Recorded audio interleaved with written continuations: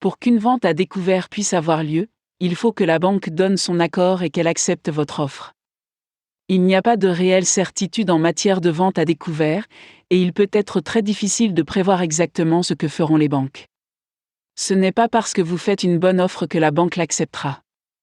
Elle peut même décider qu'elle ne veut pas du tout faire ce genre de choses.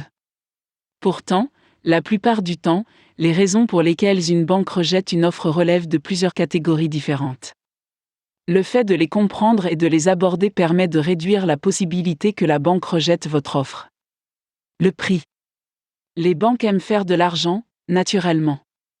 Cela signifie que, si l'offre que vous faites à la banque est trop basse, la banque est susceptible de la rejeter. Bien que vous puissiez faire de bonnes affaires sur des propriétés faisant l'objet de ventes à découvert, vous et votre agent devez être réalistes quant au prix que vous proposez pour la propriété. Les agents doivent effectuer une analyse comparative du marché et proposer une offre raisonnable que la banque est plus susceptible d'accepter. Documents incomplets. Parfois, l'acheteur a l'impression que tout se passe bien avec la vente à découvert, pour se rendre compte plus tard que la banque rejette l'offre en raison d'un problème de paperasserie. Les banques peuvent perdre des documents. En fait, cela arrive plus souvent que les banques ne veulent l'admettre. C'est une bonne idée de faire des copies de tous les documents, juste pour les avoir au cas où la banque les perdrait. Travailler avec un agent professionnel versé dans les ventes à découvert peut vous assurer de meilleures chances de succès à cet égard. Qualification. Le vendeur et l'acheteur doivent tous deux être qualifiés pour la vente. Tout d'abord, le vendeur doit satisfaire aux exigences de la banque en matière de vente à découvert. Celles-ci peuvent varier selon le prêteur, mais elles exigent généralement que le vendeur soit en retard dans ses paiements et que son hypothèque soit sous-capitalisée.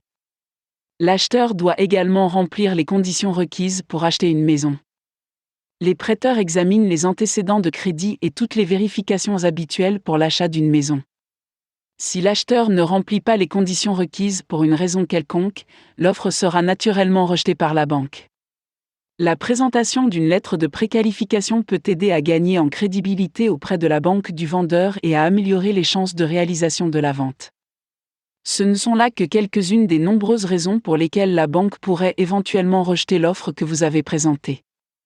Les banques peuvent être très difficiles à prévoir, et se lancer dans une vente à découvert sans aide n'est tout simplement pas une décision intelligente. Vous avez vraiment besoin de l'aide d'un agent qui a de l'expérience dans le domaine des ventes à découvert. Un bon agent vous fera connaître le processus et s'assurera que vous faites tout ce qu'il faut pour améliorer vos chances de réussite de la vente à découvert.